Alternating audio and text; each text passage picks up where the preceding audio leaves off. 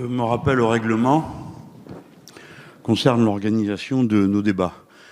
Comme vous le savez, pendant que vous étiez en train de travailler sur ce texte, à l'intérieur d'un ordre du jour qui avait été fixé, puis changé, en relation avec les événements dont vous avez tous à la mémoire la signification, nous étions convenus que, puisqu'une commission d'enquête était constituée, eh bien, les travaux pouvaient reprendre normalement.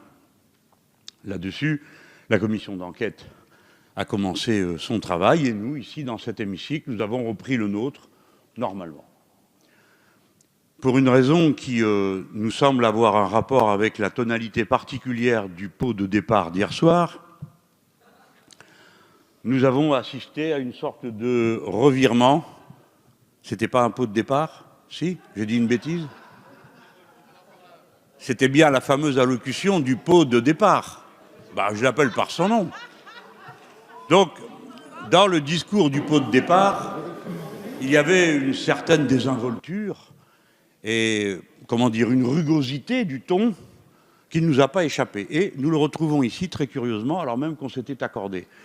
Si bien que la commission a tourné court, d'une façon tout à fait improbable, puisque nous avons vu s'opposer, sans qu'on sache pourquoi, d'abord les commissaires de la majorité qui se sont exprimés autour de la présidente de la commission pour annoncer quelles auditions ils acceptaient et lesquelles ils refusaient, sans que les autres collègues ni le co-rapporteur aient été informés de quoi que ce soit.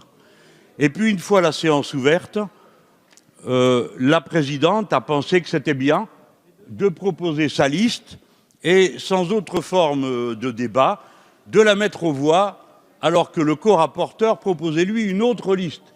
Je ne dis pas laquelle était la meilleure, mais l'habitude est que l'on fasse un vote contradictoire ou qu'il y ait un peu de débat. Donc je voudrais vous dire que, même pour l'autoritarisme, il faut un certain professionnalisme. Une manière d'amener les choses, quoi. Hein? Oui, oui. Je vous dis les choses comme elles sont. Oui, il faut un peu de professionnalisme. Et un peu de vertu aussi, ça aide. Hein, voilà. Donc, c'est pas ça qui s'est passé. Donc, la séance a été levée, mais de manière totalement inopinée. Si bien que me voici dans cet hémicycle avec mes collègues les commissaires.